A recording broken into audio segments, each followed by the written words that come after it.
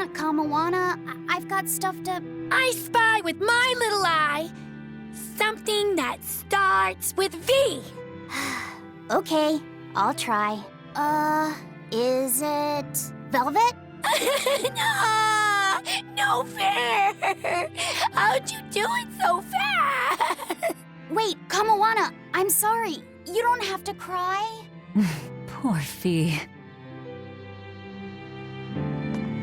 Hey, what do you say we track down another Therian? Sure. From what I can tell, the next closest Earth pulse point is near the center of Midgand. Midgand, huh? The capital's not far from there. I wonder how things are now that Griffin's gone, though. Only one way to find out. Maybe so, but Isen's not here, you know. You're right. I haven't seen him in a while. We should probably ask Benwick where he wandered off to. Yeah.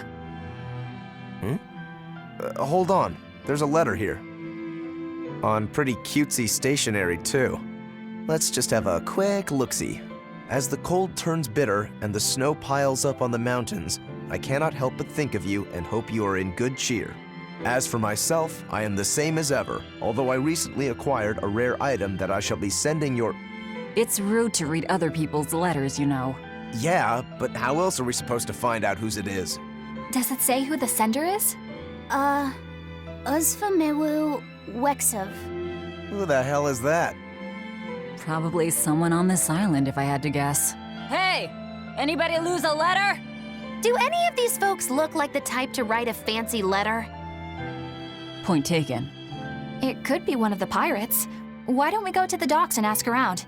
Fine, just don't forget our mission.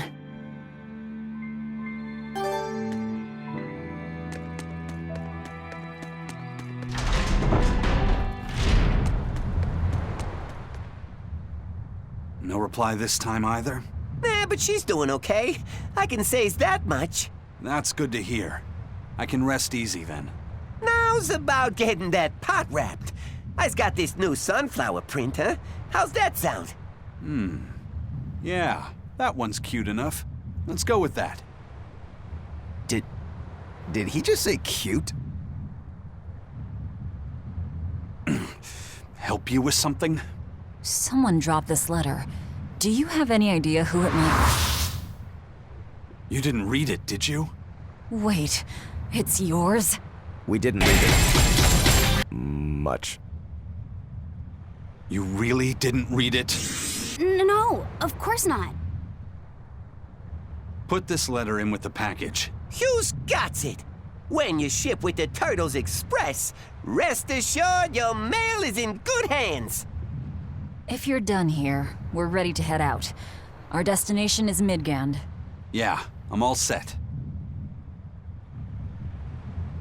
Was he sending a gift to someone?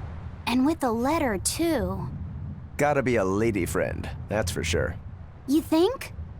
Either way, that letter was really polite. And did you see that penmanship? Yeah, I didn't know old Reeps had it in him. I can hear you two, you know. Ah!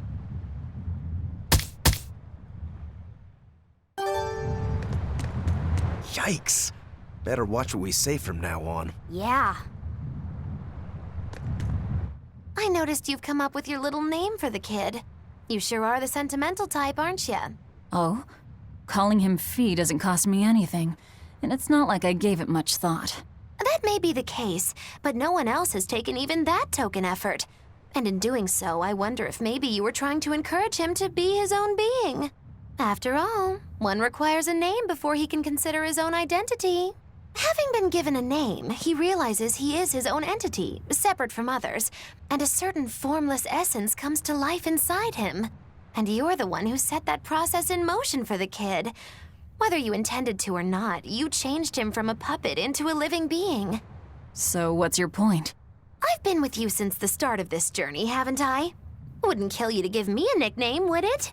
I've never really thought of us as being that close. And besides, you just forced your way into the group. Come now! I know you've got a bigger heart than that! Surely you have it in you to give a nickname to a dear friend!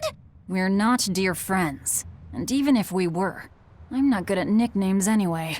Please, I'm begging you! Okay then. Moggy, Oh, come on, that's so obvious. Can't you put some heart into it for your dear friend? Fine. Lou. Do I look like an old man to you? You're not even trying. Okay then. Witchy McWitcherton. Interesting. Well, if I had to rank it against 1,000 other nicknames, I'd probably put it at number 1,011. A nickname needs to have charm. It needs to leave a lasting impression. Sure then. Hattie. Now you're just saying what you see! Book skirt. That's not any better either! Ms. Creepy Eyes. That's just an insult! Look, no nicknames based on what you see, and especially no slandering! Lil Miss Witch who smiles around you but stabs you in the back when you're not looking. Hey, that's personal information! Look, I told you. I'm not good at coming up with nicknames. Forget it! I should have known this wouldn't work! Aizen, what happened to those octopuses? Dial and Kurogane took them to the kitchen. They said they were going to make dinner for Kamoana. They're going to feed demons to her? Etheria needs malevolence to survive. That's why they carried them off alive. What do they plan on making? Octopus ink pasta with takoyaki and fried octopus on the side, and Hellavesian octopus carpaccio. Do they have a takoyaki pan here at the prison? Kurogane hammered one out with some iron, along with a large pot for the pasta. Still looking like that? Takoyaki would hit the spot right about now, though. Octopus ink pasta, huh? Like squids, octopuses release ink as a defensive mechanism, but theirs is made of different stuff and is used in other ways. Squid ink is stickier and acts like a decoy, but octopus ink spreads out like a cloud of smoke. But squid ink has 30 times the savory flavor, so octopus ink isn't used in pasta all that often. Laffy told me the same thing. He said that's why octopus ink pasta isn't very good. Laffy said that? Yeah, so I ended up not making it for him. But I wonder... I guess it doesn't matter, since I can't taste it now. I'll taste it for you then. So make me some octopus ink pasta sometime, all right? All right, and I'll be sure to make some that doesn't come from demons. Hey, who did Aizen send that letter and cooking pot to anyway? I don't want to think about it. That walloping still stings. You've got to be curious though, right? Maybe. It was serious stuff. Whoever it is must be important to him. A lover, maybe? Aizen's lover. A child wouldn't be happy with that cooking pot, and a man wouldn't want it wrapped up so pretty. A young woman with Aizen's tastes, then. He'd be bound to fall for a miraculous match like that, right? I don't know. I bet she's that girl with the yellow umbrella. You really have a thing for her, don't you? I do not. That's not what I mean. Then pray tell, what do you mean? Huh? Eavesdropping, Eleanor? How unseemingly rude of you. Besides, Luffy said is free to like whomever he chooses. You're one to talk about eavesdropping, Moggy Lou. Anyway, it's just that the sunflower design on the wrapping reminded me of her. Now that you mention it, but does it really matter? He has someone to write to in any case. True. I can't help but feel a bit envious. What a nice way of summing it up, Velvet. So you were eavesdropping too, then? Say, what do you think about Aizen? Oh, so that's the kind of guy you're into, hmm? Huh. Not what I'd expect, but... No! I just feel there's something different about him. The way he picks presents, the objects that catch his eye. Oh, is that all? Boring. No kidding. All men have some kind of particular interest, big or small. I suppose that's true, but he seems a bit, shall we say, overly obsessive? Now that you mention it, he does have a tendency to ramble on about various topics. And it's not just the items he collects. There's more to it? Every weekend, he eats curry for dinner, and every time we go into port, he docks at the 3rd bollard. Come to think of it, I heard the galley crew complaining that he always needs his pasta cooked exactly the right way. And when he needs a new outfit, he always goes to the same tailor and returns with identical clothes and boots. It all has to be exactly the same size and in exactly the same color. Turtle says he's very nitpicky. Sounds like he's not so much picky as he is a pain in the ass. But I do see a different side of him now. I thought pirates were all rough and filthy, but it seems they can be quite meticulous. Not much of a reassessment.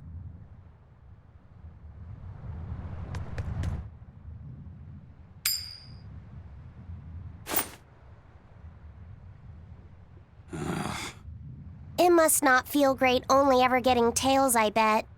Nah, I don't really mind that much. It's way too late for me to start letting that bother me. Yeah, but wouldn't it be nice to get heads at least once? Hell, I know I'd like to see that, and I bet Laphicet here does too. Yeah, I do. Right? That's why I've brought something a little special. Ta-da! What's so special about that coin? It looks identical to the one Eisen already has. The front side does, yes. But both sides of the coin are actually heads. I had Kurogane make it for me custom. If both sides are heads, then not even the Reaper's curse can stop it. Well, yeah, but that's cheating. What's the point in getting heads if it's rigged that way? It's not cheating. It's called effort and hard work. How? If you always work hard and never give up, you'll make your own way forward. All right, I'm in. I'll get that heads for you.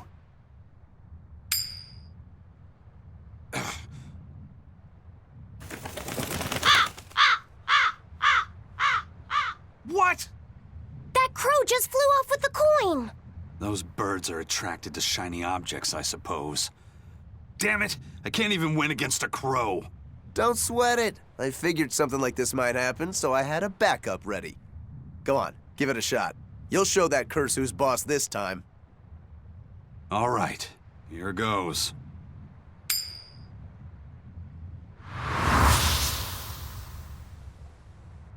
I don't believe it! Now Prince Percival's griffin's gone and eaten the other coin right out of the air! Are you kidding me? Not to worry, I've got a spare backup. It's time to put that curse on notice. Right. Here I go.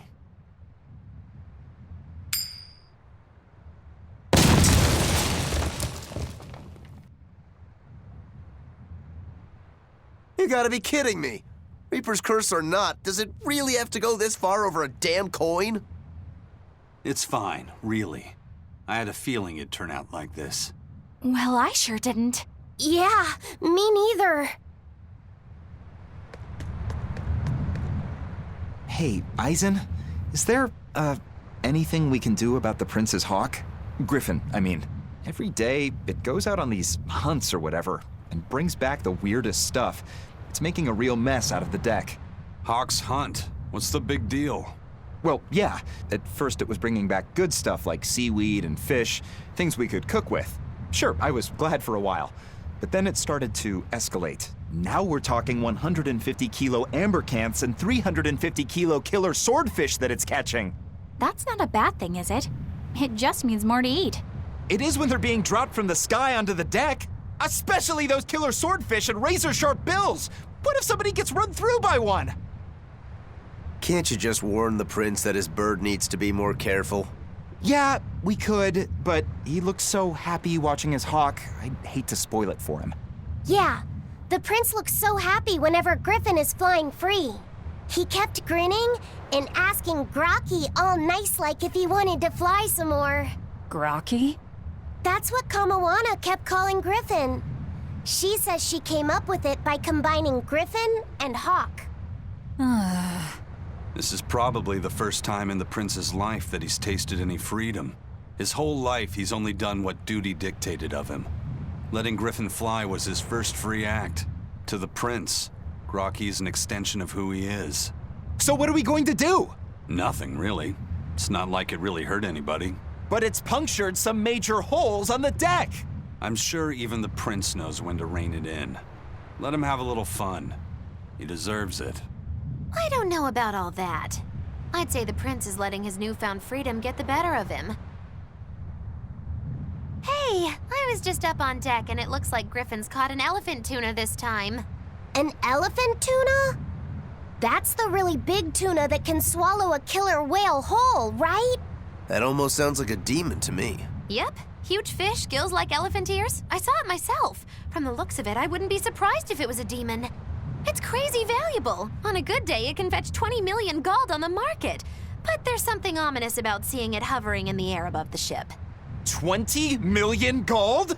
I take back everything I said. The Prince and Griffin can do whatever they want. Did she say above the ship?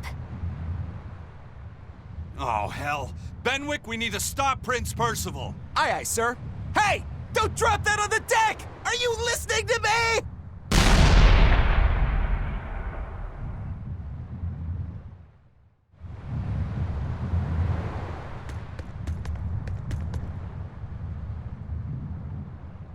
I understand why the Abbey turned this island into a prison. The waters here are filled with rapid sea currents. Make a single wrong turn of the rudder, and your ship will be capsized just like that. Not to mention the fog and all the storms that pass by. It must be nearly impossible to escape. Aye. To get on and off this island, you'd need a vast store of nautical knowledge and a skilled hand. Thanks to your curse, Eisen, we've gotten good enough to handle rough seas like this. The storm that kicked up when we made our escape was huge, and all we had were 3 novice sailors. Thinking back on it, we had some seriously good luck.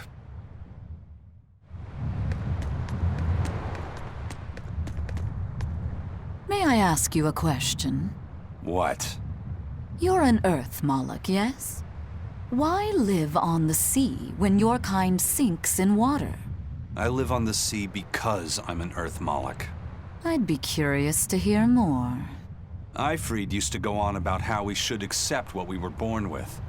But one time he joked about the idea of a pirate who couldn't swim, and he laughed and laughed. I wanted to clobber him right then and there, but it wouldn't have changed the fact that I can't swim. I didn't want some predestined elemental affinity to control who I was. Instead, I underwent tough training to overcome it. Well, I guess that's one way to approach it. Did this training of yours bear any fruit? Well, as soon as I stepped into a river, a big flood brought down a landslide from the mountains and swallowed me up. Then, when I tried going into a lake, the seaweed suddenly multiplied and tangled around my body, nearly drowning me. And then finally, when I tried jumping into the ocean, a huge whirlpool formed with me at its very center. The Reaper's curse at play? As far as I'm concerned, my Earth affinity and my Reaper's curse aren't much different, in that they've both shackled me since I came into being. This is about pushing and challenging the constraints I was born with. So, did you eventually learn how to swim? Pretty much, yeah. As long as I never let go of my portable life preserver. Oh,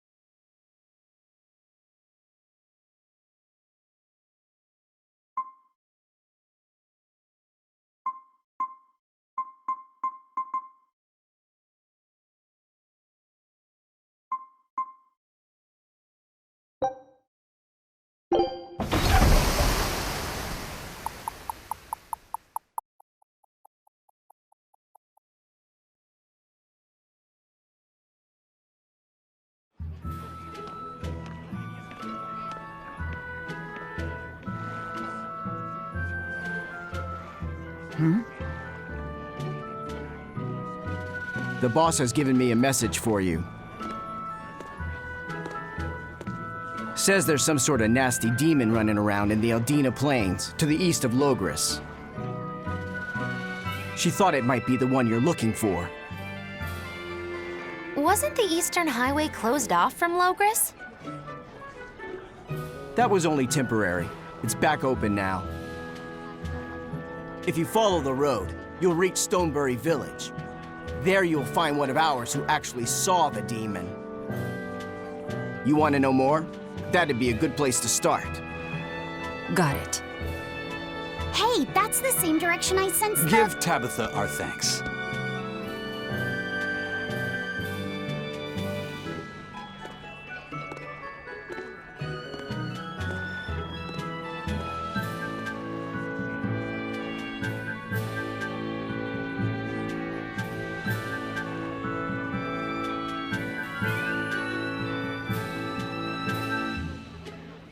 It's looking more and more like we're on the right track.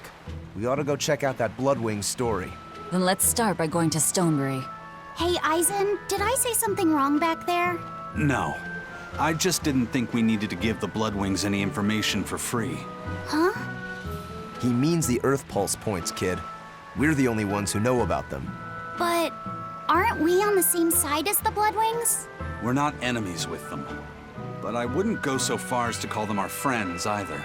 That's just how it goes in the underworld. Things can change at the drop of a hat. A poison hat. But how are they supposed to trust us if we don't show them trust in kind? That messenger knew our faces, even though we'd never met. He was here waiting for us, even though we hadn't told anyone where we were going. You're right. We hardly know the first thing about them, and yet they seem to know every move we make. They could easily sell us out if it struck their fancy. They'll work with us as long as we're a useful ally in their resistance against the Abbey. But the more tricks we can keep up our sleeve, the better. We've got each other's back, but only as long as we hold a knife up our sleeve. That's what counts as trust in the underworld. That sounds terrible. But at least you can trust that Tabitha's cooking will be tasty. Can't argue that.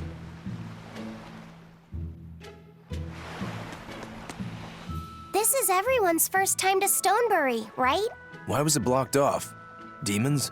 No, there was a great tornado on the Aldina Plains that swallowed up a whole merchant caravan. Hundreds gone in an instant. The cooling of the climate is causing bouts of odd weather. Thunderstorms, heavy downpours, and the like. Correct. The Abbey is keeping a tight guard on traffic through the affected areas. If it's open now, that must mean the tornado is gone. I wonder what sort of place it is. It's quite lovely. In the vast forest to the east, you can find gemstones, and it's teeming with rare plants and insects. The locals trade only as much meat and hides as they need, and they live peaceful, quiet lives. You sure know a lot about this place.